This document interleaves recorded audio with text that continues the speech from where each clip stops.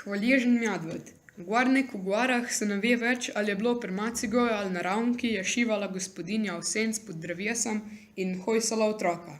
Naenkrat pri mast, prej nič pošinila, medved in ji moli taco, v kateri je tišal, v kateri je jemal volk debel trn.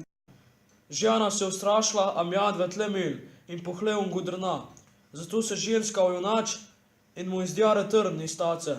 Mrcina grda pa obrne zibko, jo vzame in gre. Čez neki cajta je spet prinese zibko, nafilano s sladkim hruškam.